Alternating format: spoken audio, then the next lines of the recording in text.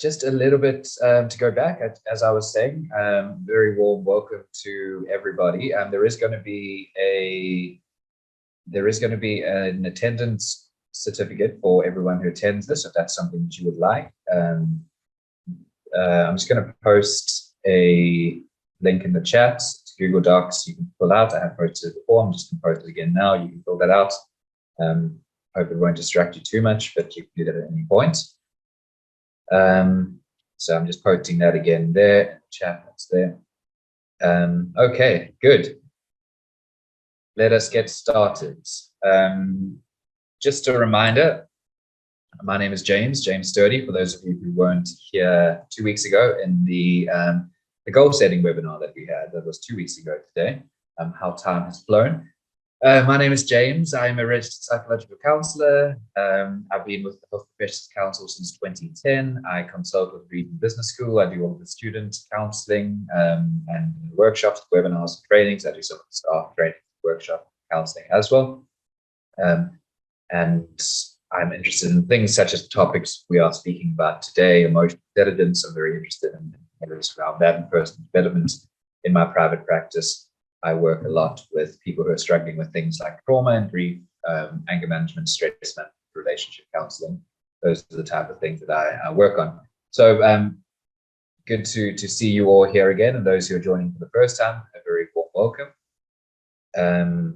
I will keep an eye on the chat as we go. I'm not going to be able to respond to every message, but as I go, if something relevant is coming up and it catches my eye, I will respond to it. But there will definitely be time for a question and answer session at the end of this webinar anyway. So if I miss your comments, please don't be offended. Just make a note of it, and we can come back to it as we approach the end of the session. Okay, just a reminder, we do offer free counseling and career guidance to all students of Region, so all registered students of Region. There is counseling that is available to you guys. It doesn't have to be just for academic or career related issues. It can be for anything you're going through in your personal life. You're welcome to reach out to me on counseling, counseling at Region. I'll share that email address again as we go. Okay, so let us talk emotional intelligence. I imagine you guys have come across this term. You probably heard it at some point. It's something that has been around quite popularly in popular culture and discourse probably for the last 30 years or so. We think we're in 2023 now. It really got popularized around 1995. So what is that? That's almost 30 years. So probably most of you have heard this term.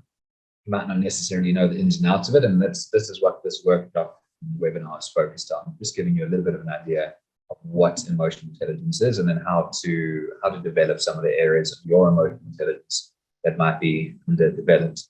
So before we talk about EQ is the shorthand for emotional intelligence, not EI. Does anyone know why?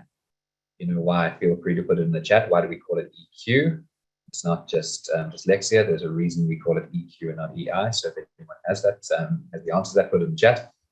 You can't really talk about emotional intelligence without first talking about emotions, of course. And this is another one of these ideas that we often take for granted without actually ever asking ourselves why and what it is. So they're such an integral part of our day-to-day lives, our emotions are, but we find it very hard to actually define them. And that's not limited to individuals, you and I. That's limited to the field generally. There is no overarching shared definition of what exactly an emotion is. And if you Google it, you'll start to get some ideas of what they are, but you won't be able to find one idea that every single discipline and every single researcher in that discipline agrees on. And that just speaks to the complexity of what is actually a very common experience, which is to feel an emotion, how complex it really is. So think about it right now. If you have to challenge yourself to come up with a definition for emotions, what would that look like? Feel free to put it in the chat as well. So I've asked you two questions now. Why do we say EQ? And what is your definition of an emotion? Feel free to put those in. I always come back to them if I can. Okay. So firstly, what is an emotion? Well, an emotion is a complex mental state. So it's signifying a feeling about an event. So it's a psychological experience that we have. There's three aspects that make up human being psychology. So when we're studying psychology, we're thinking about three specific things. These are our thoughts, our feelings, and our behaviors. So our emotions, our cognition, which is the thought that we have, and then how those translate into behavior. Behavior is act. What are we doing or what are we not doing? Not doing something is behavior as well. But what does that look like? So these are the three aspects of human psychology, and emotions are one of those three. So it's just this general feeling, and it is often related to how we perceive a specific event or specific person, or an idea about something. We have these feelings that are associated with what we call physiological markers, but also thoughts and behavior, the other two aspects of psychology. So the physiological markers are the actual physical feelings that we have, and you can experience, you feel a certain way, you feel it in your body. If you feel angry, you start to get that stress response a lot of the time. Your heart starts to race. Often you can feel maybe hot-headed. That's where that term comes from. We can feel the blood rushing to our head, and we might start to feel dizzy, or we might start to feel overwhelmed. So there's physical feelings. We feel our emotions inside our bodies. They're very much and a kind of physical manifestation. And then they come with thoughts. They come with thoughts, and then they also are derived from thoughts. So there's the spiral that happens between our thoughts and our feelings, that we might have a thought about something. It might be a loved one, and they might be ill, and then we might start to feel feelings because of that thought. We might start to feel scared. We might start to feel worried. We might start to feel sad. We might start to feel guilty that we hadn't been visiting them in hospital. And then those feelings then start to play back, and they start to generate more thoughts. They start to have more thoughts as a result of it. And then those thoughts can also feed back into feelings. So you can see how there's this complicated between the two. So they're associated with thoughts, but they are separate from thoughts, and they're separate from behavior. And this is a big thing that we speak about if we get around to speaking about anger management specifically in these webinars. And any real emotional regulation, but specifically with anger management, understanding the difference between emotion and behavior is such an important part of regulating feelings, which is to say, so often the feelings we're feeling are not actually problematic. The feelings we're feeling are normal, they're natural, we should be feeling, they're reasonable, we should be feeling these feelings in a certain situation, but they're different from our behavior, which is what are we actually doing? And so often, especially with something like anger, it's our behavior that gets us in trouble, not the feeling itself. The feeling itself is fairly harmless if regulated in a healthy way. It doesn't even harm ourselves.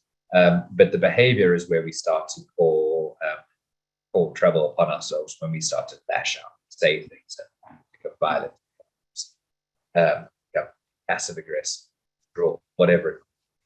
So understanding the difference between those behaviors, right? Okay. So again, they're differentiated from our words, our cognition, just knowing the difference between those two. Thoughts is the kind of the language that we have, so the self-dialogue. And there's a huge amount we can say on thoughts, and we'll come back to that on in the mindfulness webinar, which we're going to do towards the end of February. But just to understand that, again, the thoughts are these sentences or stories that are running through our head, as opposed to our feelings, which is just that general emotional state of what it feels like in that experience. And then the why. Well, the reason we have emotions, and you can look at this from an evolutionary perspective, they are very powerful drivers of behavior. And there's a couple of theories on exactly why we have this complex experience of our humanity. But essentially, one of the main reasons, the most powerful reasons, that emotions drive behavior. So if I feel a certain way, I'm much more likely to act a certain way. This can play out with motivation, for example. If I'm feeling a certain way, and there's research that ties gratitude with motivation, for example, or if I'm feeling bad about myself, that might drive me to do something, to get up, to act. If I'm worried about the future, that's likely to get me to do something about it. And you can kind of go back again on an evolutionary journey and imagine our ancestors, tens of thousands, hundreds of thousands, millions of years ago, and how hopeful that some of those feelings might have been. in keeping them alive. And that's one of the main reasons we have emotions, that they drive behaviors that make us protect ourselves and protect our loved ones, therefore passing on genes. They're also very helpful because we are social animals. So we have these social bonds that are so important in raising our children, and again passing on our genes. And they kind of the feelings of social cohesion, the feelings such as affection, care, and love. These are the things that allow us to facilitate relationships, and within those relationships, again, to create structures where we can pass on people, can raise children. And also they drive us towards tribalism. And tribalism is often a great thing, but it is a very inherently human thing, which is we organize ourselves into tribes, into groups, and people who are in our tribe, they're great. People who are outside of our tribe are not great. This is, again, a very kind of basic thing that goes back far, far into our evolutionary history, but you see it playing out now, all sorts of intergroup conflict that we see in the world. That's because it's those intergroup dynamics are taking advantage of this very basic human need, which is to feel a sense of acceptance and belonging in a certain group, and our emotions can be split. So those are the basics about what an emotion is. I hope that gives you just a bit of an idea of what it is that we're speaking about, and then we can actually get into what emotional intelligence really is. So there are 4 aspects to it. It's quite helpful to think about emotional intelligence in 4 different categories, to give you a bit of a sense of the full range of it. And this is why the question of do you have a good emotional intelligence, or do you have a high emotional intelligence, is actually a bit of a trick question, because there is no one answer to that, because it's measured multi-dimensionally, which is across different domains. It's very unlikely you're going to have high emotional intelligence in all the different aspects, but you might find that some aspects are high, some are less high, assuming we can into them. So firstly, as you might expect, and as you might imagine, first element of EQ is self-awareness. So being aware of our own emotional experience. What's going on inside of me? How am I feeling? These are the 2 core questions that come up when we're talking about emotional self-awareness. Having insight into our own emotional experience is to say, number 1, what am I feeling? Can I put a word to it? Can I label it? Can I describe it? And why am I feeling it? What is going on that's causing me to feel this way? Those are the 2 key questions you can ask yourself in terms of your own emotional experience. So something happens to you, someone cuts you off with a robot when you're driving, and you feel angry, so angry. Well, why do you feel angry? So firstly, you're putting a label on it. And the more defined and specific your label is in terms of your emotional vocabulary, which is the language we have to describe our emotions, the more specific that language is, the more we can actually get a very specific understanding of what we're talking about. So we often speak about our emotions in really vague, blurry ways. I feel bad, or I feel not okay. That's a very kind of low resolution look at what it is that we're actually feeling. And if we're using language like that, it would stand to reason that we're not going to be very good at actually really analyzing what it is that's really going on there, and then why it is. So if we start using words like, I was cut off the robot, I felt outraged, I felt violated, I felt threatened. You're starting to use language that's more specific, that really gives you then tools for understanding what's going on in your emotional experience. And then the question is why? Why did you feel that way? Well, I felt disrespected. That's why I felt angry. I thought this person has no respect for me and no respect for human life. And that goes against one of my core beliefs, which is people should show respect to other people. What you're doing is then you're starting to unpack, you're starting to get below the hood, as it were, and start to understand what's really going on in my experience. Because often, especially with these kind of really strong, outwardly facing emotions such as anger, betrayal, we're often very focused on the behavior of someone else. So you did this, you made me angry, as opposed to I'm feeling angry for these reasons. I'm feeling angry because of my own, belief systems. It's not to say that you're not responsible for your behavior, but you've triggered things in me that have then caused me to feel a certain way. And part of the awareness of one's own emotional experience, taking responsibility for one's emotions, which is not putting the blame for our feelings on other people, but acknowledging I'm responsible for the things that I feel, and I need to own it. And part of owning that, of course, is understanding. Okay. The next aspect then is once we start to get an understanding of that, well, what do we actually do with this? And then we can talk about how we allow that emotional experience to then translate into behavior. And as I spoke about just now, there's a clear distinction between the two. Emotion is not behavior. But once we feel a certain way, how do we then regulate those feelings in a healthy way, and allow it to translate into behaviors that are adaptive and helpful to us, not destructive and sort of defeating? So if I'm feeling a certain way towards a colleague, let's say I'm feeling like they've thrown me under the bus, how do I then use the feelings of betrayal that I'm feeling and disappointment that I'm feeling? How do I then manage my behavior and my interactions with that person in a healthy way? Sorry guys, my aircon has not been working for a week. The aircon guys are here now, so you might see some moving in the background, but don't be distracted by that. I'm sure you'll forgive me prioritizing these conditions. Okay, so yeah, translating into behavior. That's the key part of it. And again, taking responsibility for that choice. As I feel a certain way, I get to choose what to do with that, because I could let that betrayal that I feel at my colleague, or throwing me under the bus, as it were. I could let that sense of betrayal lead to really kind of subversive behaviors. I could talk behind their back. I could try undermine them. I could try conspire to see their downfall. Or I could use it as an opportunity to engage with them, to collaborate with them, to share how I feel, to share my disappointment, and so on and so forth. Those are examples of kind of high level emotional intelligence reaction. Okay. And then the third aspect is using an insight into emotional experience, but in other people, so people outside of me. So you can see, first of all, it's my own emotional experience, what's going on inside of me, how do I then behave based on that? The next part is, how do I understand other people's behavior, other people's emotional experience? This is what we call a theory of mind. So theory of mind is having some understanding for why another person does what they do. This is very different from making assumptions and mind reading. It's just having some type of mature, adaptive, conceptual framework for, okay, well, this person's acting in a way that doesn't quite make sense to me. These are the possible reasons why they might.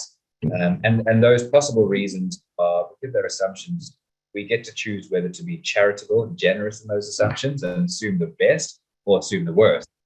And people who have a lower emotional intelligence are much more likely to assume the worst. This person's plotting against me. They're jealous of me. They just want to see me fail. As opposed to assuming the best intention, which is maybe they didn't realize what they were doing. Maybe they were having a bad day. Maybe that's a blind spot for them. Maybe they're so scared of looking bad in front of our team leader that they acted in a way that was beneath them. So, just start to get an understanding for why is this person the way they are, why do these people act the way they are. And the more high resolution insight and analysis you can have into what's going on in another person, you can just see the value of how that allows you to engage with that person in a meaningful way, as opposed to having these kind of really out there assumptions and conspiracy that are just not really corresponding with what's really driving the person. You can see how that's going to lead to all sorts of just unhelpful conflict and misunderstanding, miscommunication. Sorry, just to talk about it. Okay, so then the final aspect then is, how do we then allow that how do we then allow it to influence our interaction with people generally, so social relationships? How do we manage that aspect of it? How do we manage the way that we engage with conflicts? How do we manage the way that we engage anyway, with whether it's praise or whether it's constructive criticism? How do we handle criticism? All of that leads into this fourth aspect, which is our kind of social management. So those are the four aspects. I hope that gives you some framework just about this concept of breaking it down into its composite parts. And as you see again, it's not to say that you're good at all of those necessarily, but probably you'll find that you're better at some and not so good at others. And knowing what you're good at and knowing what needs development, well, that's an important aspect. aspect as well. Okay. So Daniel Goleman is he's the kind of godfather of EQ. He popularized it, and he wrote a book. If you're interested, his landmark work was called Emotional Intelligence. It was 1995, but it's been released a number of times since then with new research, new additions. But essentially, the work is the same. So that if you're interested, going back to the root of this, that would be the place to start looking. His definition of EQ kind of sums up what we have been speaking about, which is it's referring to the capacity for recognizing our own feelings, those of others. It's about motivating ourselves. It's about managing emotions in ourselves, but also in our relationships and how we interact with that. So you can see how that ties it all in together. Okay, so the reason we talk about EQ, I didn't see any answers to that. I might have missed them, but the reason we talk about EQ instead of EI is because it is contrasted to this idea of IQ, which is your intelligence quotient. So intelligence quotient is something that was developed around, it's just after the turn of the 19th century, I think. So it's been around for 120 years plus. Basically, it's just a way of measuring intelligence. And people have been trying to do this forever, right? Intelligence is something that fascinates human beings because there's something really interesting about it in terms of what it predicts, what it says about people. And we know that, there's kind of different between people. Not all people present the same amount of intelligence. So it's something that interests people a lot. IQ was an attempt to put a number on it. So it's a metric. It's a psychometric test to get an idea of exactly how intelligent a person is. And it's certainly flawed in many ways. It's very controversial in many ways. But ultimately, it's the best thing that we have for trying to get an understanding of what makes a person intelligent and what makes them successful. And the way that it works is you'll do this test. You just put it along. You can show the version online. You might worry about their ability, but they did a long test. It just works out your ability to reason and to solve problems and to think in kind of analytic, logical ways. So already you can see this as, based on what we've been speaking about, this is using a certain part of our brain, not necessarily engaging the emotional, social sides of our brain. And I'm sure you know people who are very smart, that are just not great at navigating relationships, or not great at regulating their own feelings. So already we know IQ is not a predictor of success necessarily in relationships. It's not necessarily even a predictor of success in careers. It does predict success academically quite accurately.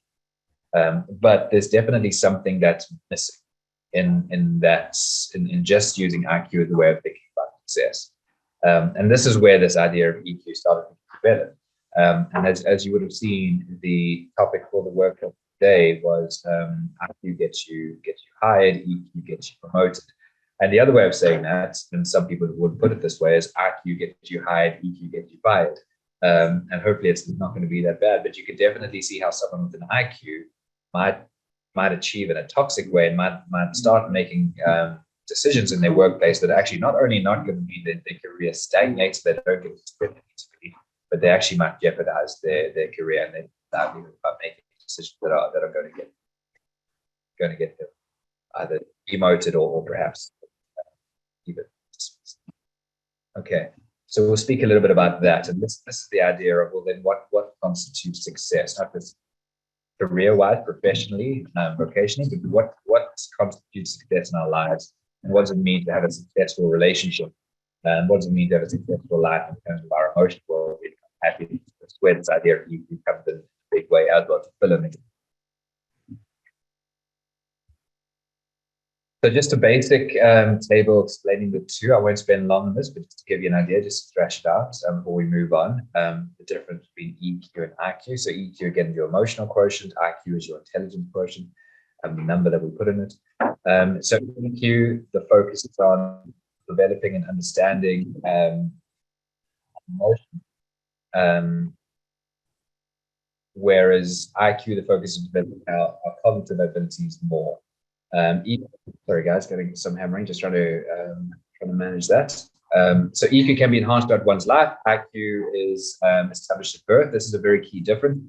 If you were to do an IQ test at 20 and an IQ test at 60, you probably would find that there's not going to be much of a not much of a difference. It's not the type of thing that really moves much, which means it's largely inherited genetically, Whereas your EQ is something that really, there's always going to be a genetic component in almost every aspect of our psychologies to varying degrees and varying people. But ultimately, you can understand that there's always going to be some type of genetic component, but more than not, EQ is something that's environmental. So we learn it. We learn it from what we see. We learn it from the way it's modeled. We learn it from our interaction with our parents, how we see them interact with each other, how the our family cultures, how are emotions spoken about in our families, are they even acknowledged? How were your emotions parented as a child? These are the type of things that lead to you having a certain type of EQ. And if you find that you kind of navigated your childhood and now you're getting into adulthood and beyond, but you can find certain aspects of your EQ underdeveloped, well, the good news is that it's not static; it can be developed further. So EQ is more recently understood to be an aspect of a predictor of success. IQ typically was the one thing everyone looked to, but again, it didn't really explain everything, and there were lots of questions around it. EQ is about understanding and managing emotions. IQ is about knowledge base. It's about hard facts and being able to use it with those facts. EQ is about positive relationships, how to facilitate those, how to have healthy relationships. IQ then is about technical skills, abilities. EQ is about self-motivation and drive. IQ is kind of perception, ways of using our brains. So they are also found in different areas of our brain. You can think about success, kind of this Venn diagram, if you will. So the overlap between IQ, EQ, and personality. So how intelligent are we? How are we able to use that intelligence? Technical abilities, our hard skills that we have. How does that overlap with our ability to regulate our own feelings and to understand our own feelings? How does it then translate into our ability to regulate our behavior, to really be motivated, driven, engaged in healthy ways? And then it overlaps with personality, which is the traits that we have. Are we introverted or extroverted? Are we open to experiences or are we not? Are we kind of very agreeable or disagreeable, conscientious enough? These are the ideas around personality. When we start to understand all these things and have these insights into ourselves, that's when we can start to really make decisions in our lives that increase greatly the chance of. So this idea of IQ versus EQ, you can think about it in a slightly different way, which is thought versus reason.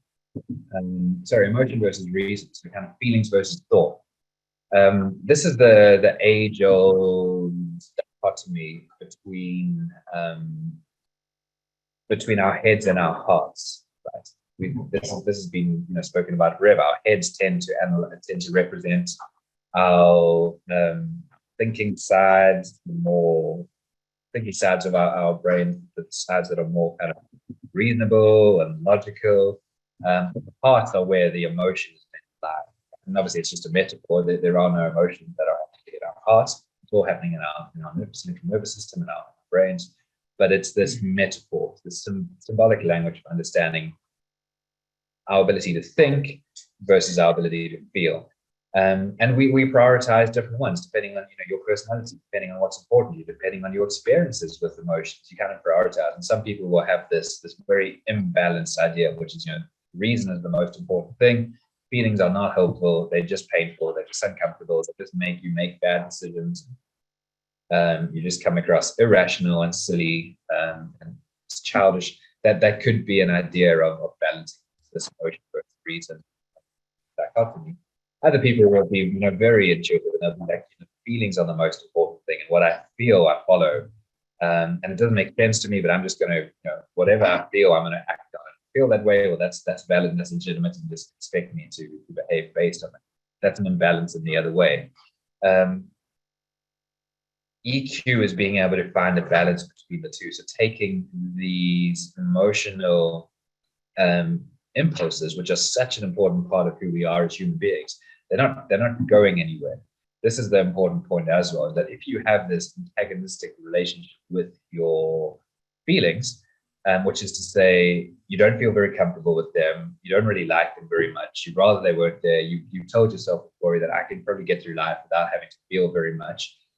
If you have that type of antagonistic relationship with your feelings, then you're going to be disappointed because they're not going anywhere. They're going to be there at some level. And as much as you might try to suppress them and deny them, some level they're there, and they probably have a lot of energy, and they often, unresolved, unexpressed feelings can be very anxiety provoking. People who suffer from anxiety and suffer from panic attacks are often, it's this manifestation of these feelings that are there that are just not having any space to be expressed. So finding the balance between the two, which is to say, I'm a human being, I have feelings, I need to find a way of regulating them, expressing them, acknowledging, listening to them. But I can't just feel. I have to engage the logical parts of my brain as well when feeling. So yeah, just to be present with your feelings, but at the same time, to question them, to understand them, to challenge them if necessary, to align them with reality. This is really one of the core concepts of what emotional intelligence means. And the feelings are coming from a more primitive part of our brain. So it's the part of our brain that we share with more of our evolutionary ancestors than the frontal lobe, which is this part, frontal, with the prefrontal cortex. A lot of the executive high-level reasoning comes from. Evolutionary, that was developed a lot later. Okay? Our brains kind of developed in layers. It wasn't just, this is what a brain's going to look like. It was, well, you have this, and you start to grow this, and then, well, that's useful, so that stays. That's useful, that gets smaller. And then another layer comes on, and then you get to the point where you finally have the ability to kind of be conscious, use language, do. And the really, high level thinking happens in those areas, but that's in a very, chronological way. So if we experience something, we're much more likely to feel the feeling first, and the emotion, the thinking comes later. And that has survival mechanisms. As we feel afraid, we're more likely to run, to think about it too much. But the implications in our modern lifestyles, often we feel feelings and we have to consciously pause to allow our brains to catch up. Because if we just get swept along in this river of feeling, that can take us places that aren't necessarily rational. So again, it's about balance and not just getting hijacked. Okay, so people with high EQ are going to look something like this. They're going to have a good emotional vocabulary, which is they're going to have a wide range of words to describe their feelings, and they're going to use those words to describe their feelings. You can develop this. You can Google it right now, and you'll get a full PDF, I'm sure, with all of the different feelings. We'll be able to explore that and develop it. The thing, there's different models about emotions. We can get into it if this was a longer webinar, we would spend time on it. But the different models, basically, depending which model you look at, they will say there are so many core or primary emotions. And then there's secondary and then tertiary emotions below that. And there's different ways of making sense of all of these, which are really interesting as well. But basically, you can think about it that the most parsimonious, which is the most simple way of making sense of our emotions, is that there are four main groups, which is sad, mad, glad, and afraid. So sad, mad, glad, and mad is they just rhyme. These aren't great words, but it's just a way of thinking about it. So sad, mad, glad, and angry. So sad, all those feelings that are kind of below that. Angry, all the feelings that are below that. Glad, happiness, and all those kind of positive feelings, and fear. That's a very basic one. Again, and the model will have some have it 8 core emotions with things like disgust being involved as well. The key though is just to have as many words as possible talking about these things to give ourselves insights into them. And you can see what I did there when I spoke about positive feelings. I'm not sure if anyone heard me say that's a problematic way of speaking already, because if there's positive feelings, what that means is there also have to be negative feelings. And this is the story we tell ourselves about feelings anyway. Well, some are good, yeah, we can feel the good ones, but we shouldn't feel the bad ones. What are the bad ones? Well, it's pain, fear, and it's anger, resentment. We shouldn't feel those because they're bad. So you can change that language and speak more about comfortable feelings or challenging feelings, which is what they are, and understanding they're also part of the whole experience. Okay, so you should also be able to handle criticism without personalizing it. That's what that's what people with high IQ are likely to do. They can handle criticism. They're not going to personalize it. Someone else who hears criticism is going to think, oh, this is something about me. This person's either attacking me, or I'm to blame here. There's something about me as a person that's inadequate and insufficient. And then they can start to actually trigger all sorts of self-doubt and feelings of inadequacy and everything else might be there. Handle criticism without personalizing it, so not making it about me, but being able to understand, sometimes people are criticizing behavior. They're not necessarily criticizing me as a person, to be able to distance that, to be able to deal with, what the issue is, as opposed to feeling like it's all about me, or this person's attack me. A person with a high EQ is not going to jump to conclusions about other people's intentions. They're not just going to say, I know why you're doing this, or you did this because of that, or you always do this, and kind of come to these very hard and fast, charitable conclusions about people and people's intentions and what's going on in mind. So at the end of the day, it's always worth acknowledging what you see as behavior. You don't see anything else from the person. What people see with us as behavior, because they see our face, they see what we do, and they see how we do it, and vice versa. And then we make assumptions based. Often we're quite good at making assumptions, but it's always worth remembering these are just, they're not good. People with high EQ are likely to have a mindful relationship with their own emotional experience. We're going to speak about mindfulness later in the month, as I said, and we'll do a full webinar on that. But a mindful relationship ultimately just means they're able to regulate their feelings in a way that is balanced. They're able to direct their own attention to their feelings and acknowledge them and understand them and be present with them, and not either over-identify with them and get stuck and kind of spiral and ruminate and get obsessed with a certain feeling or a certain experience, but also not suppress them and deny that it's not zooming in or zooming out, it's just being present. We'll speak about mindfulness in the future. Yeah. Okay, and then finally, people with high EQ listen actively. This active listening is about actually engaging. Listening is not a passive process. Listening is saying, what is this person actually saying? What are they trying to say? Where is this coming from? How can I ask questions to understand more? How can I help them help me understand? And then finally, less reactive. So denial, narcissism, blame. These are basic defense mechanisms that we have when we feel threatened or we feel judged, or we feel like in some ways attacking us. We either kind of deny it straight away and don't take any responsibility for it, push it away from us, we make it about another person, or we can have narcissistic defenses, which is, we make ourselves really big and we say, I'm too good for this person below me. It doesn't make you a narcissist. This is just a type of defense that we use.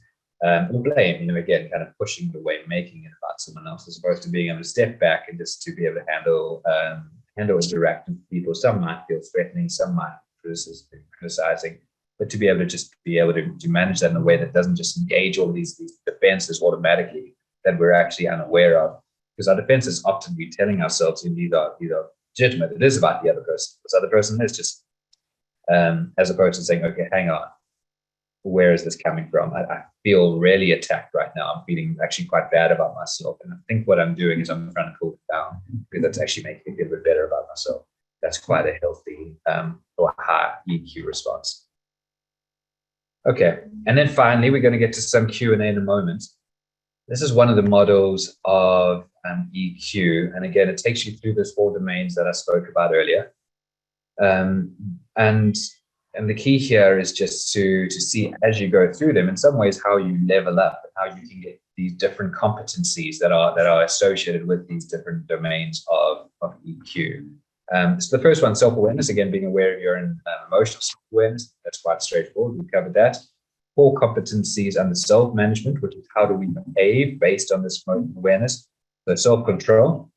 And so, control can have a negative ramification as well. So if you think about control, we often think about, holding on to something quite tightly, whereas emotional self-control is actually a lot less about control, and it's more about just being able to express.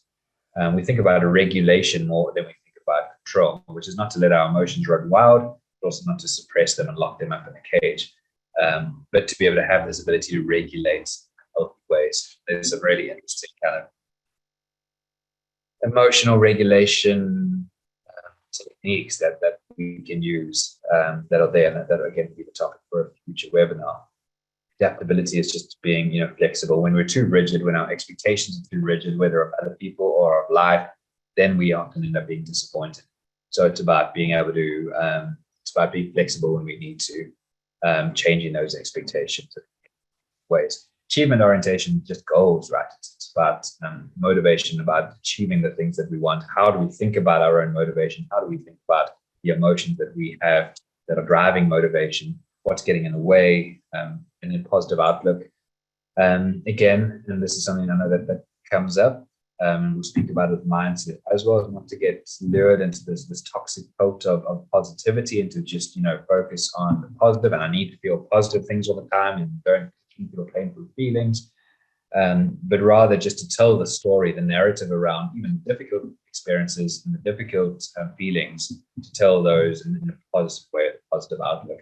And a person with this competency, with this aspect of emotional intelligence, is more likely to be able to do that, as opposed to getting lost in these kind of self-pitying, negative victim spirals. Social awareness, empathy, understanding, what is another person feeling? Again, the theory of mind, but also organizational awareness. What are the dynamics within an organization? That organization might be a family, it might be an institution. Might be a classroom, and it might be a place that you work. What's actually going on here? Who's answering to who, right? Who's afraid of who? Who's jockeying for position? Why is this person doing that? What's motivating them? What are their objectives? Yeah, what are their incentives? Having all of that awareness, you can just see how to be able to do that in highly insightful and fairly accurate way gives you some information to navigate those types of spaces.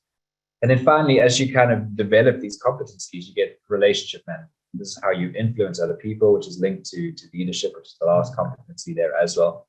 Influence is not about control again, but it's just about having, living in a way that has this positive feedback of people around you. And if you're in a leadership position, that's so important as well, especially if you're kind of creating culture inside a team, inside an organization.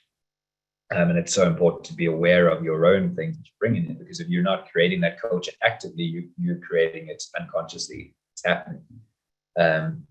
Okay, so coaching and mentor also linked to that.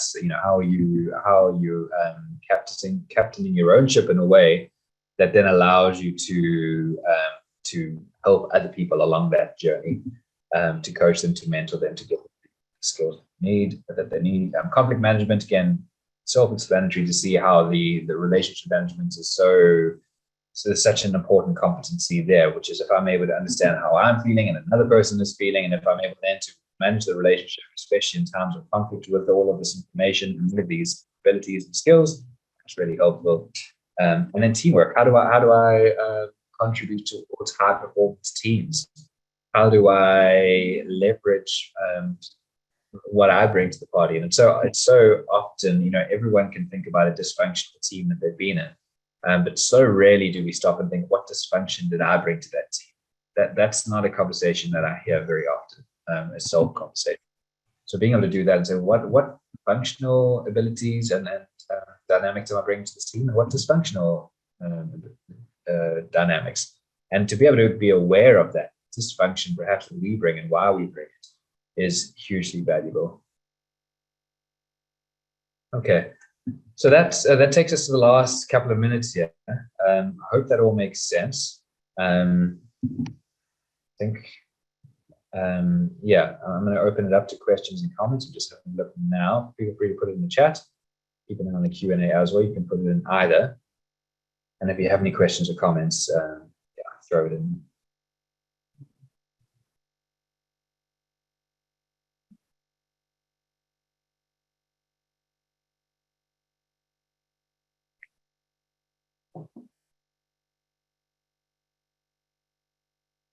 So the recording will be shared here. I know it was posted earlier. So I'm just having a look. If you filled up the attendance form as well, you'll be getting a certificate of attendance, just a reminder on that. I'm not finding the link to the recording, but it will be, I know last time I shared later in the week. So yeah, I think we'll look for that. Hopefully we can get some just an update on that. Okay, so there's a couple of questions coming through. I'm just going to go through them quickly. Gentlemen asked how does this relate to people with Asperger's? So that, I mean, that's a tough one, tough question to answer, Jonathan. And it's outside of my area of expertise. So take what I'm saying with the consideration. Just keeping that in mind. It's not something that I work with. Autism spectrum disorder at all, so it's not something that I have any expertise on. But you would imagine that one of the aspects of people who are on the spectrum is that they're very socially disconnected. So a lot of their competencies of emotional intelligence are just off limits to them, and I think that there are actually quite hard and fast neurological reasons for that as well. So yeah, I mean, it's a good question, and unfortunately one that you probably get more traction from someone who actually works with ASD and Asperger's, someone who more those kind of themselves. But definitely, I would expect you would find a relationship between a lower emotional intelligence people who have those types of conditions. So Sasha, EQ and IQ go hand in hand. Yeah, they can go hand in hand. Again, it's about the balance of just being able to acknowledge our feelings, understand our feelings, understand the legitimacy of them, and listen to them. Listen and understand. Why am I feeling this way?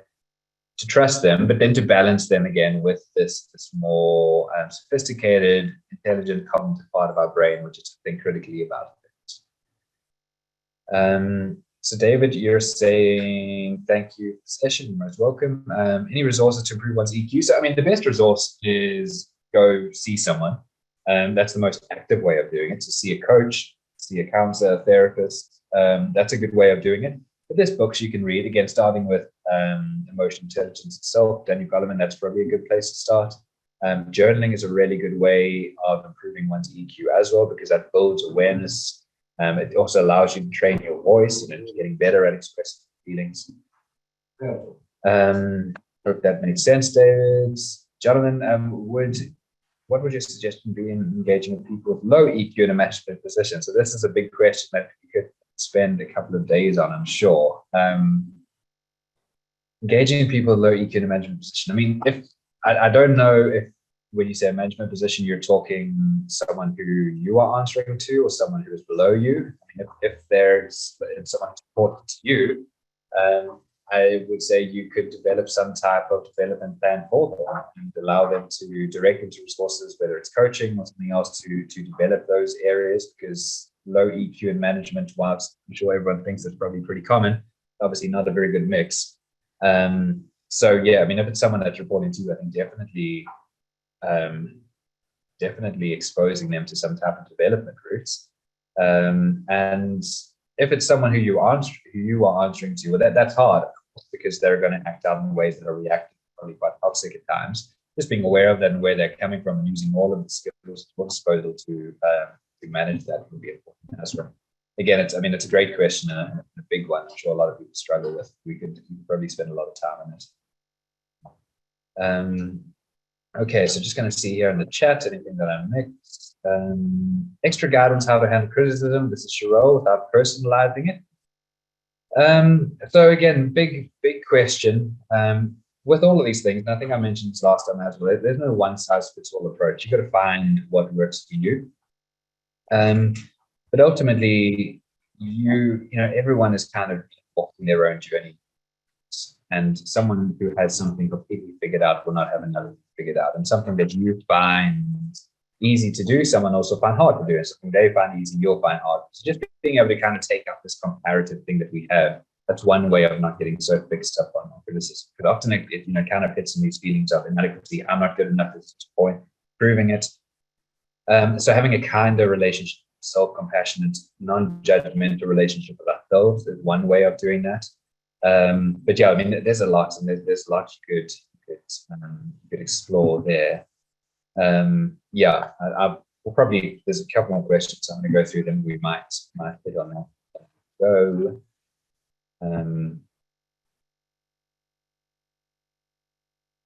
okay.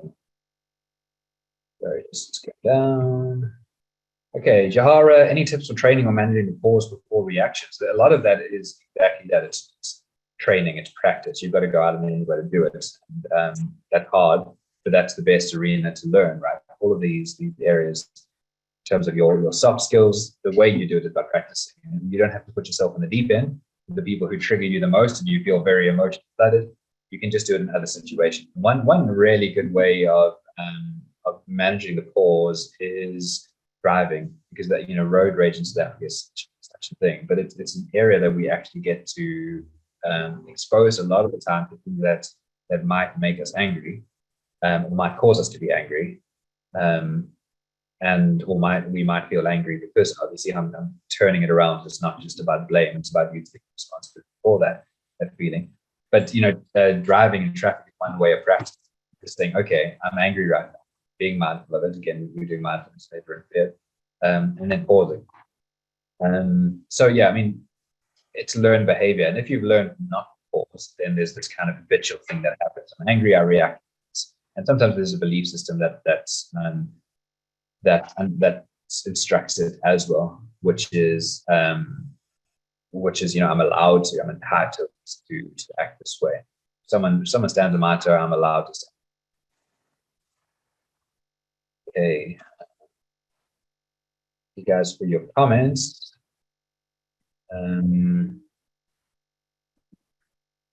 Okay, Nancy, I think we talked about EQ and IQ. Best way to do it, first you see someone, but also journaling. That's a good way.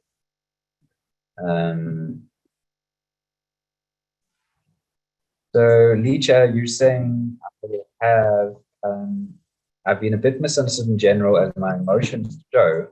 I'd like more tools to keep back in emotions running high. When you say emotions show, I imagine what you mean is that behavior shows. I don't think your emotions are showing as much behavior is. Again, understanding the difference between the emotion that you're feeling, being mindful, being present with that emotion, and then starting to get better at choosing how you express it, which is not the same as saying you need to suppress it, but you need to find ways that are going to be helpful to you in terms of how you express it. That probably takes some practice as well. So part of it is, again, it's just behavioral patterns, things that we practice over and over again, and we need to take time changing. But also, if we have a lot of emotions inside of us that are unresolved, or maybe there's a lot of pain that we carry, or we're just very good at moving on to things, pushing our feelings down. Very hard to do the pause. It's very hard to choose in a healthy way. So doing the housekeeping on that, clearing out, talking to someone about it, doing the work that you need to do there. That just means there's less pressure on you in those moments to be able to deal with less bandwidth of emotion. Okay.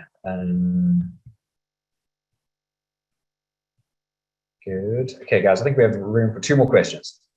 So I'm going to go through it. Dorothy, there will be a video of this that is shared, and that'll be later in the week. Victor, you mentioned EQ has got to do to some extent with environment. Yeah, indeed. So can you further social quotients, where you mentioned tribalism, can we fit in diversity quotients? These are fascinating ideas. This idea of diversity quotient, resilience, right? Social quotient. You can talk about cultural quotient as well.